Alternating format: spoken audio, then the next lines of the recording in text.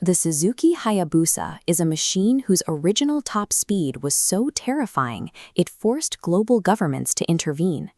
When the first generation GSX 1300R launched in 1999, it shattered expectations, blasting past the 300 km/h mark straight off the showroom floor. The sheer velocity of the bike threatened to trigger outright bans across Europe.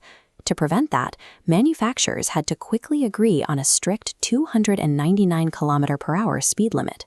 That origin story created a permanent myth. It cemented the Hayabusa as the ultimate speed icon in the minds of buyers, a legacy that still heavily drives sales today. But look at the modern incarnation.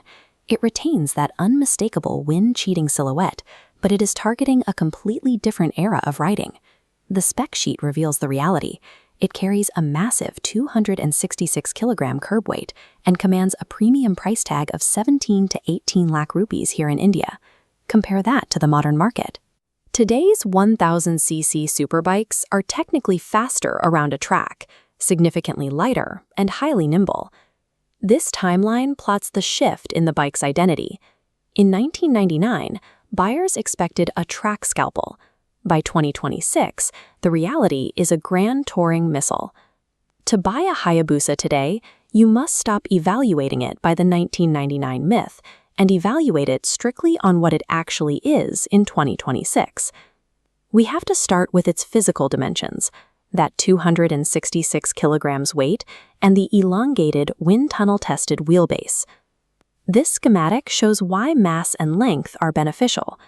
A lightweight bike gets pushed by lateral winds, while the heavy Hayabusa tracks straight, immune to crosswinds. But these physics make it a nightmare for urban filtering. Maneuvering 266 kilograms in traffic physically exhausts you. The weight acts as a specialized tool. It makes the motorcycle a master of the open road, but a complete liability in a crowded city center.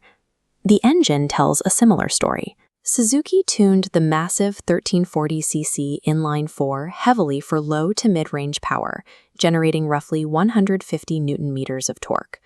Notice the Hayabusa's fat, early torque swell on the left, compared to a standard superbike's late RPM peak spike. This delivers effortless roll-on highway acceleration. But the trade-offs are lower peak horsepower, heavy fuel consumption, and punishing low-speed engine heat. Motorcycle culture has adapted directly to this tuning, favoring straight-line drag racing and custom builds over aggressive track cornering performance. Ultimately, buying a Hayabusa means trading track day lap times for luxurious, immediate, and highly accessible highway passing power. The final element that defines the modern generation is the integration of the Suzuki Intelligent Ride System. It introduces smart cruise control, a bidirectional quickshifter, and a 10-mode traction control system. These digital systems tame the raw mechanical aggression, resulting in a manageable, luxurious, long-distance tour that reduces physical rider fatigue. The primary negative trade-off is the cost. Implementing these advanced aerospace-grade IMU electronics pushes the bike firmly into the premium 17 to 18 lakh price tier. Secondly, these complex, interconnected CAN bus wiring systems require specialized dealer maintenance, naturally increasing your long-term ownership costs. The Hayabusa is no longer a raw, analog missile. It has matured into a premium, digitally managed Grand Tour, and buyers must be prepared for the financial cost of that luxury. Because of the extreme physical and financial trade-offs we just covered, the Hayabusa is a highly specialized tool that is wrong for the majority of everyday riders. This scorecard profiles 3 buyers: urban commuter, track optimizer, and highway tourer. Urban commuters receive a red X. The weight and heat are miserable in traffic. Track optimizers also get a red X. Purists wanting tight lap times will be frustrated by the massive length.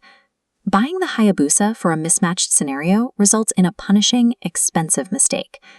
The only persona who receives the green check on the scorecard is the highway tourer. The ideal use case here is the experienced rider who wants to cross states and continents at high speeds with minimal physical fatigue.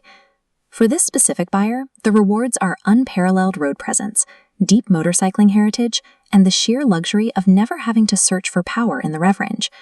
For that type of high-speed touring, The 18 lakh investment is justified by the bike's unique physical and electronic capabilities.